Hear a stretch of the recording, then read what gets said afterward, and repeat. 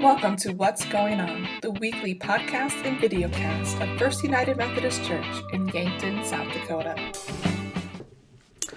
Hi, and welcome to this week's episode of What's Going On. I'm Pastor Katie here at First United Methodist Church in Yankton, South Dakota, and I'm glad you could join me for this episode.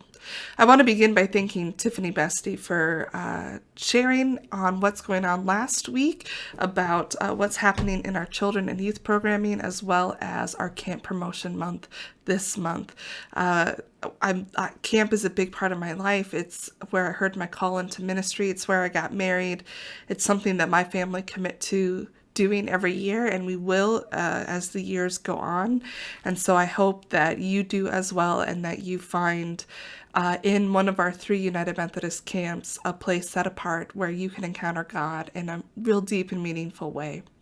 If for you, you'd love to go to camp, but finances just aren't where they need to be, let us know. We never want money to be a reason that someone doesn't get to experience camp. And we have a lot of different resources we can use to help make sure that every kid who wants to go to camp has that ability. So thank you, Tiffany, for covering for me. Part of the reason she did was last week I had an ear infection, was not feeling well. Man, I had ear infections all the time as a kid. I had tubes in my ears twice, but the couple of times that I've had ear infections as an adult, they have knocked me out. And last week was no exception. And so I also want to just thank Carl Watkins, the Reverend Carl, for covering for me last Wednesday night in worship. And I'm so grateful to have him and Joe as retired clergy in our congregation. They have been a great support to me, so that when I have situations where I get sick unexpectedly, that they're able to help and step in that way. So we are truly blessed to have them. How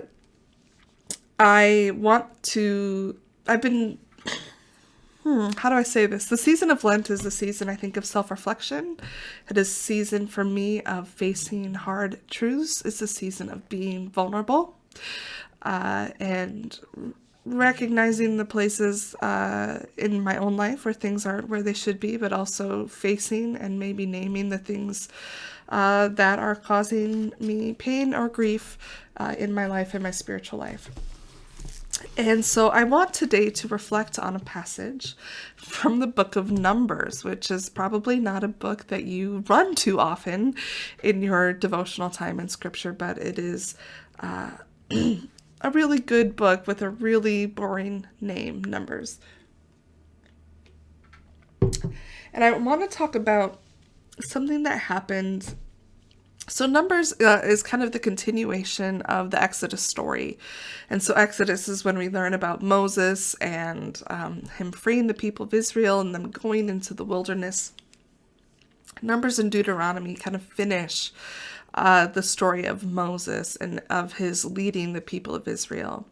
You might remember that Moses himself does not enter into the promised land, that actually Joshua becomes the leader who will lead them into the promised land. But what you might not remember or might not know is that not all of the tribes of Israel decide to go into the promised land, that there's actually 2.5 tribes that request to stay on the other side of the Jordan and not cross over into the land that God had promised them. And that's the part that I've been reflecting on, that we find in the book of Numbers, chapter 32. And so I was just reading over it again this morning, and there were, like I said, 2.5 tribes that came to Moses. So the tribes of Reuben and the tribe of Gad, and half tribe of Manasseh, or maybe it's 3 tribes in the half tribe of Manasseh. It's confusing sometimes. Anyway, Manasseh is part of the tribe that comes from Joseph. Joseph had 2 lines come from him. And they had a great number of cattle. They had kind of a lot of possessions by the end of their time in the wilderness. And they saw this land that they had already been living in, been a part of, because in that wilderness time, they had traversed the wilderness for 40 years. And they saw it as good land. And they didn't know for sure what was in the promised land, right? This is really, they had sent scouts, and the scouts had come back saying it's good land, but it's, filled with giants, and, just kind of like filled a lot of the Israelites with fear. And so these tribes in particular said, I see right in front of me land that's good.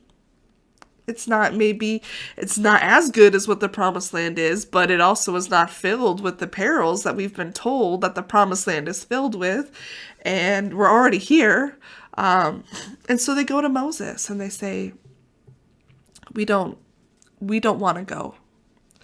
I know that you've been leading us. I know that God has been leading you to tell us to go into the promised land, but we don't want to go. We want to stay here. We want to settle here.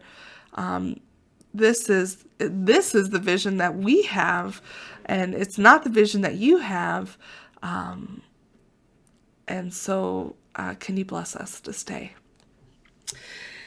Now, part of, so eventually they do end up staying, but part of the agreement is that they had to send their men to go and fight with Joshua in the promised land. And if we skip ahead to the first chapter of Joshua, it is God, this is after Moses has passed away now. So Moses has kind of made this agreement with these tribes.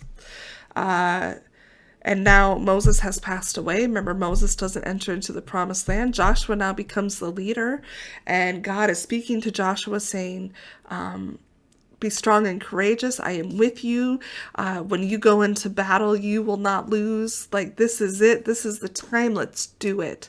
And Joshua, to his credit, puts his faith in God, but puts his trust in God, and that he is ready to go. If God has said this, this is what we're doing.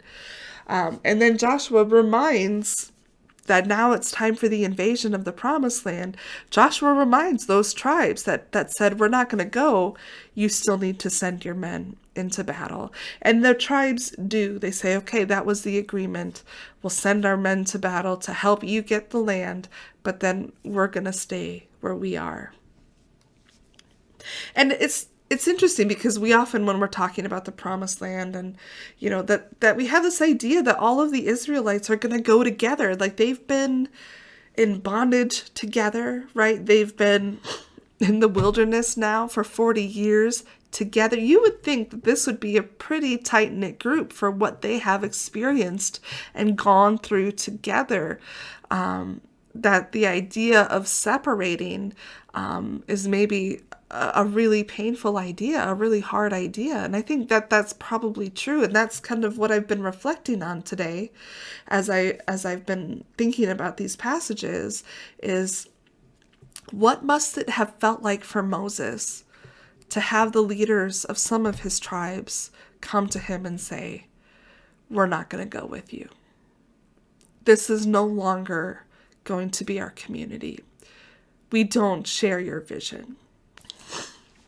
Moses is someone who's very clearly in communion with God. Moses actually quite literally goes into a tent and has conversations with God and comes out and his face is shining, and so much so that people can't look at him. He has to keep his face covered.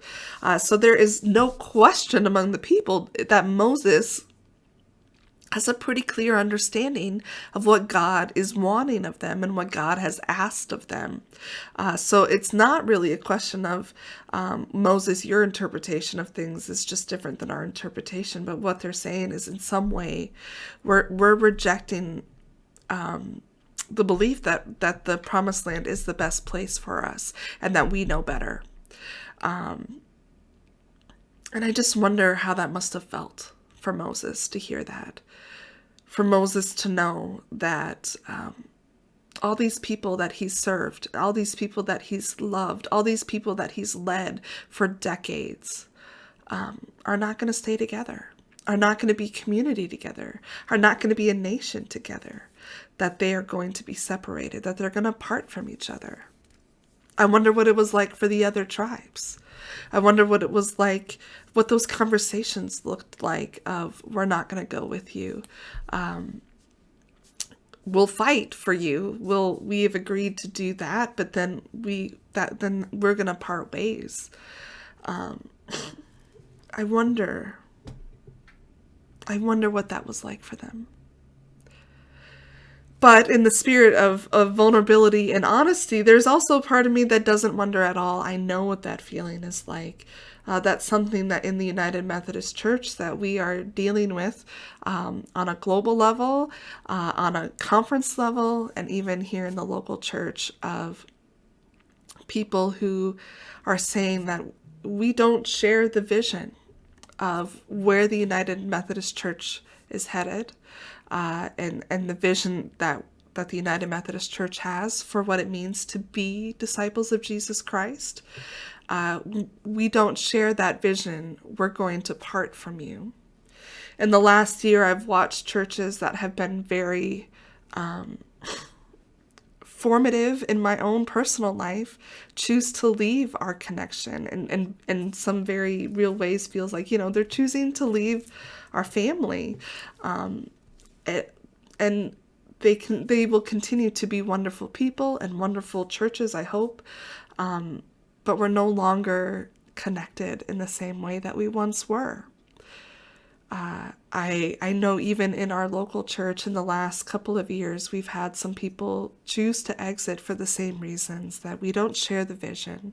And as we talk more openly about where do we want to go as the church, we've always known that not everyone in the church agrees on everything. And that's a hallmark of the United Methodist Church, and will continue to be so, that we have open hearts, open minds, open doors, which means you do not have to fully agree with every other person in the pew in order to belong here, in order to find community and fellowship and deep spiritual meaning here.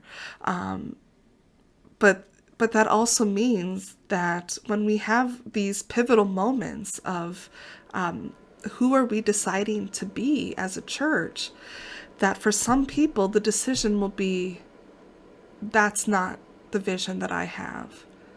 And and then they have a decision to make. I can either stay and change my vision to go with the community that I have loved, or to go find another community that more closely resembles the vision I have.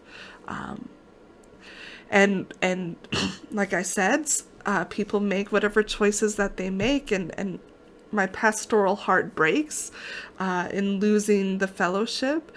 But my pastoral heart also sincerely prays that if this is not going to be the right church for you moving forward, and I always think, I personally feel like it can be, because there's so much space in the United Methodist Church for so many, and so many different kinds of faith, different expressions of our Christian faith, that I do hope that you find a place where you can plug in, where the vision does meet what you have in your heart and mind, and that you can grow and plug into a community somewhere. If it's not going to be here, my hope and my prayer is that it is somewhere.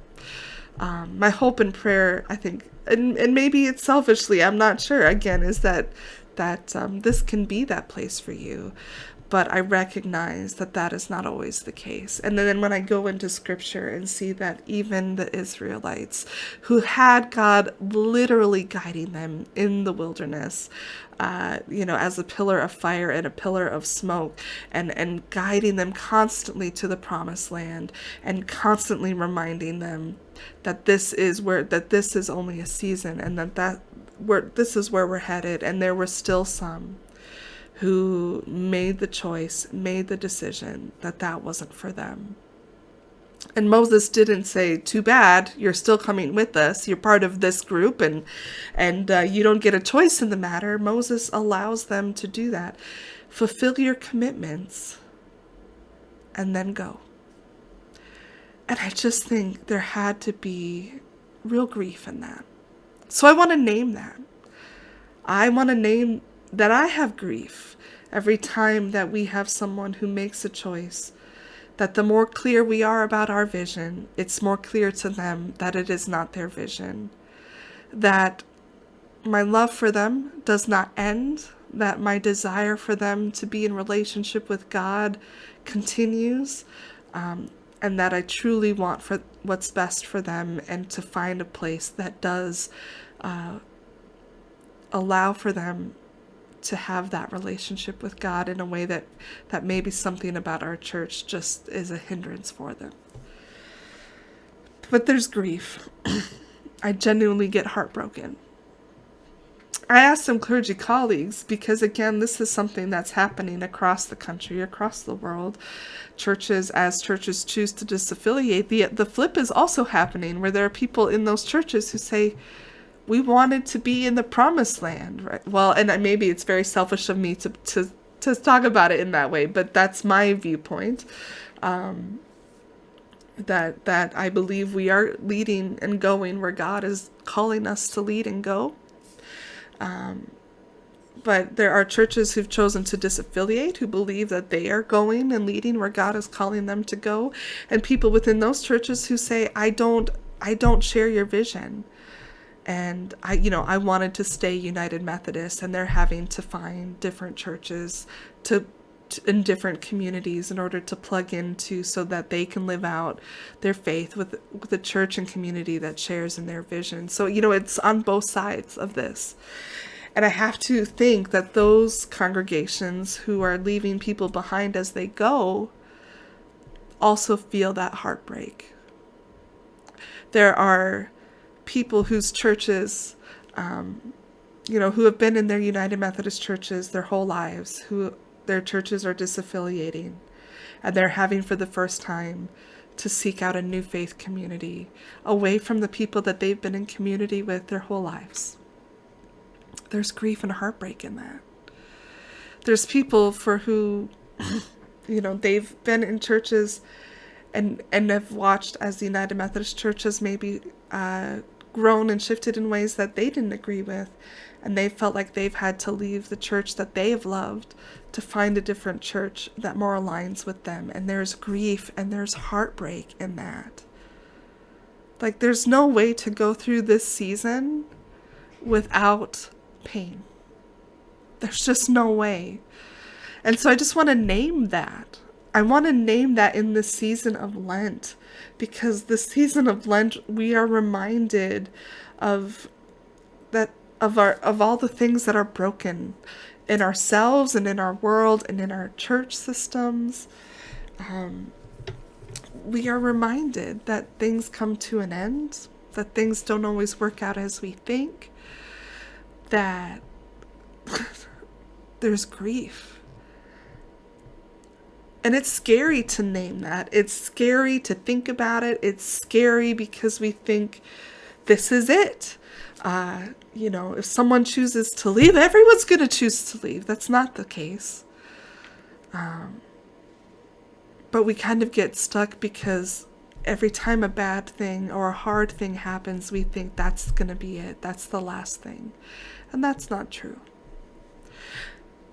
The thing about Lent is that it is a season, and the season leads us to resurrection. We worship a God who takes things that seem terrible and seem difficult and seem hard and seem like, how can we ever come back from this? And then changes the game.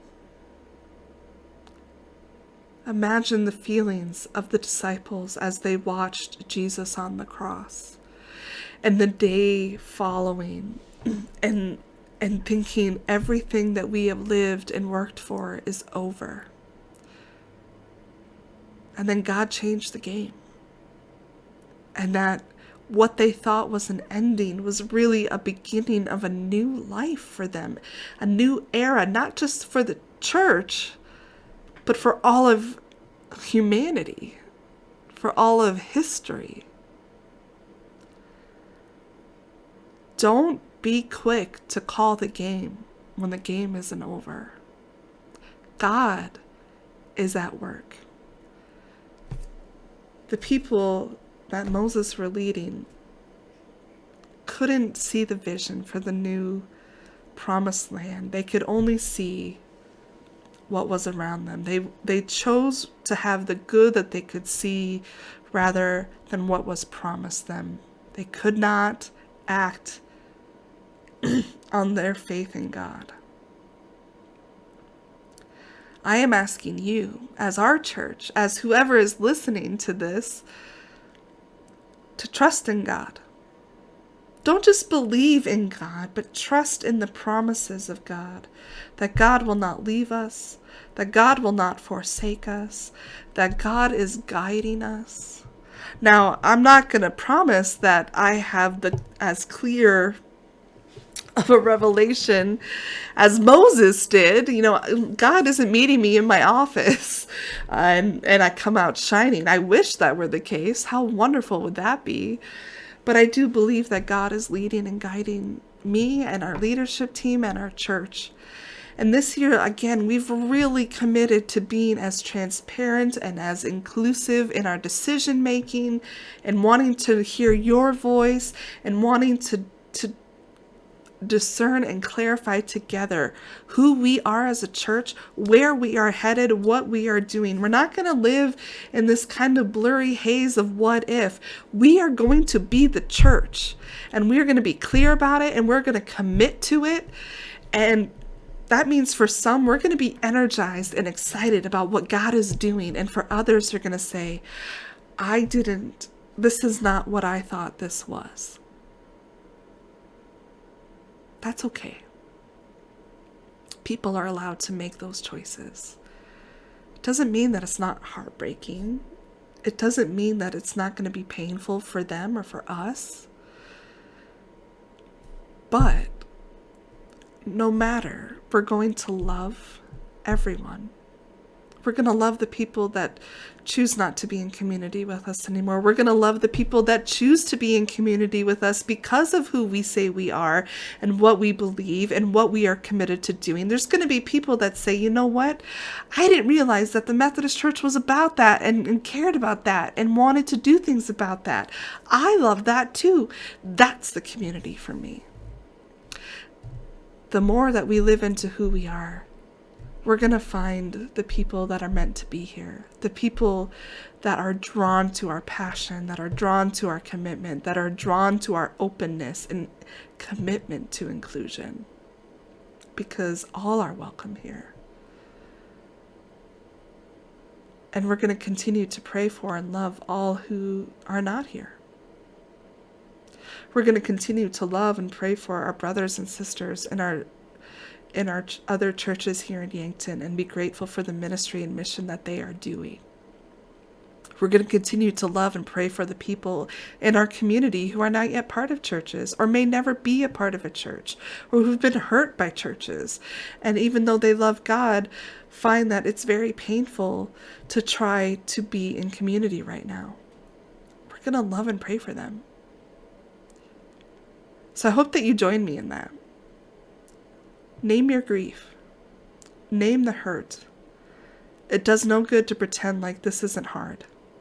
It is hard. But it's also not the end. Good things are coming. Joshua did lead the people into the promised land. And good things came. Now, was it just a straight trajectory up? No. They had seasons of difficulty. But God was faithful, and the promises that God made to Joshua came true. The promises that God makes for us come true as well. That if we love God, that if we believe in Jesus Christ, that we trust in Him, and that we continue to follow His commands and lead in the way that God is asking us to go, it'll be okay. And remember, as always, we are an Easter people. That when everything seems to be at its hardest, that's when God breaks in with the light, with the new life, with the hope. So let's use this season of Lent as a time to name the things that are hard, to lift them to God, and to prepare ourselves for the inbreaking that's coming. I hope to see you in worship soon. We are continuing on our series about the atonement and what Jesus accomplished in his life and death on the cross. And we've got some exciting things coming up, so make sure that you are signed up for our Remind. Make sure you sign up for camp, and hopefully we'll see you very soon. God bless. Thank you for joining us for this episode of What's Going On, a podcast of First United Methodist Church in Yankton, South Dakota. We'd love to have you join us for worship on Wednesday nights at 6:15 or Sunday mornings at 10 a.m. You can also worship with us online at firstumcyankton.org or find us on YouTube.